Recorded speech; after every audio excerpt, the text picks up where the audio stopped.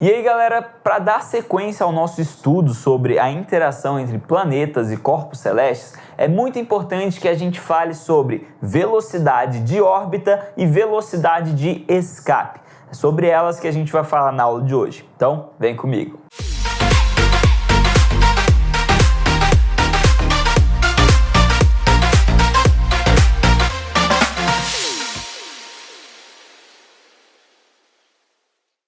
Então, pessoal, dois conceitos muito importantes, tá bom? São os conceitos de velocidade orbital e velocidade de escape. O que é cada uma delas, tá? A velocidade orbital é a velocidade na qual um planeta está orbitando ao redor do Sol, tá bom? Então, como que a gente faz para calcular essa velocidade orbital?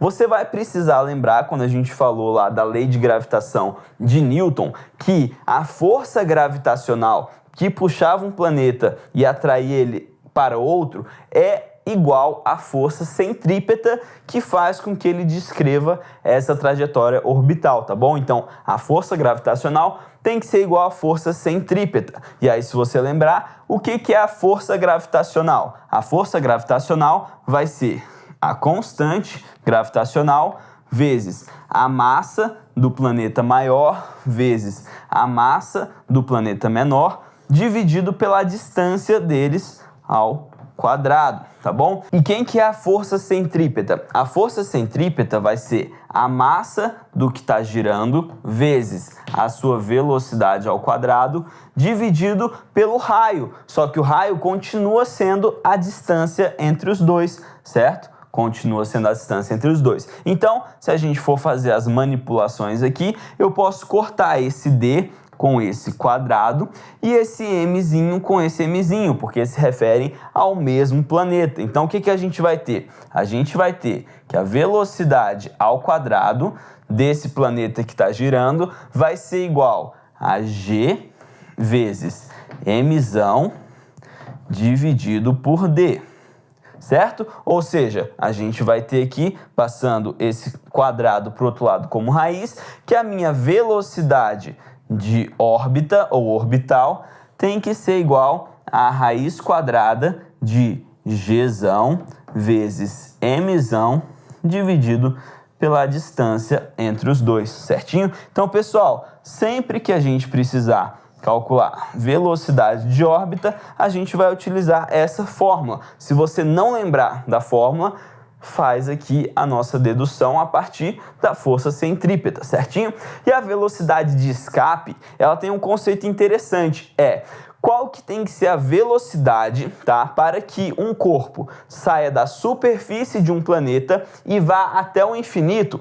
E quando ele chegar no infinito, essa velocidade tem que ser igual a zero, tá bom? Então, essa velocidade é chamada velocidade de escape. A gente aqui na Terra, os seres humanos, utilizamos essa velocidade de escape para lançar foguetes, lançar satélites, tá bom? É uma velocidade bastante interessante. Só que, no caso, a gente não vai jogar ela para o infinito. A gente vai jogar ela para a nossa órbita, certinho? Bom, como é que a gente faz para calcular essa velocidade de escape?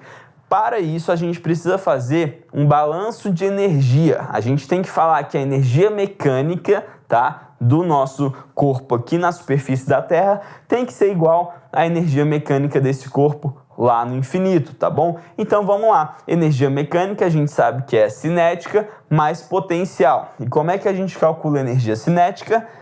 Massa vezes a velocidade ao quadrado sobre 2. E como é que a gente calcula energia potencial? A energia potencial vai ser igual a massa vezes a gravidade vezes a minha altura, certo? Isso aqui tem que ser igual a mv quadrado sobre 2 mais mgh também, só que isso aqui é a velocidade no infinito, isso aqui a altura também no infinito. E aí, se você lembrar bem, tá? Quando a gente falou da lei de Newton, a gente viu que esse G aqui, a gravidade, também pode ser escrita em termos da nossa gravitação universal. Você se lembra como que a gente calcula ela? Bom, a gente calcula essa gravidade aqui como sendo o Gzão vezes o Mzão dividido pelo d ao quadrado. Quem que é o d ao quadrado? É a distância de um corpo até o outro, que no caso, quando ele está na superfície, também vai ser igual à minha altura. Então, essa altura aqui eu vou colocar como sendo d, tá bom? Isso aqui é m mais mv quadrado sobre 2, tá? E, gente, vamos pensar lá no infinito. No infinito, o que que a gente tem? Se a velocidade no infinito, pela nossa dedução aqui, precisa ser igual a zero, eu não tenho energia cinética no infinito, tá? Então, ela é igual a zero. E aí, se você pensar aqui na energia potencial, a gente vai escrever da mesma forma, tá? M vezes G vezes D dividido por D ao quadrado. Esse d com esse quadrado a gente vai cortar. Só que qual que é a distância da Terra até esse corpo no infinito? É uma distância infinita. Só que se a gente pega alguma coisa e divide por um número infinito, isso tem que ser igual a zero também, tá, pessoal? Se a gente vai dividindo um número, então, vou dar um exemplo claro. Se eu pego 1 e divido por 1, o resultado é 1. Se eu pego 1 e divido por 2, o resultado é 0,5, então já é menor. Se eu pego 1 e divido por 4, 0,25. Então, quanto maior for o número de baixo aqui da divisão, menor vai ser o meu resultado, se aproximando cada vez mais de zero. Se esse número é infinito, o resultado vai ser muito próximo de zero. Então, a gente considera essa parte aqui toda como zero. O que que sobra? Sobra, então, que mv quadrado sobre 2 mais mgzão, mzão, dividido por d, tá? Eu também vou cortar o d com esse quadrado, tem que ser igual a zero, tá bom? Como os dois termos têm m, eu vou cortar, e aí o que que a gente tem? A gente vai ter que a velocidade ao quadrado sobre 2 tem que ser igual, vou passar para o outro lado, a menos gzão vezes mzão dividido por d, certinho? Esse menos, pessoal, a gente também pode considerar ele apenas como um referencial, tá bom? Por quê? Porque a força...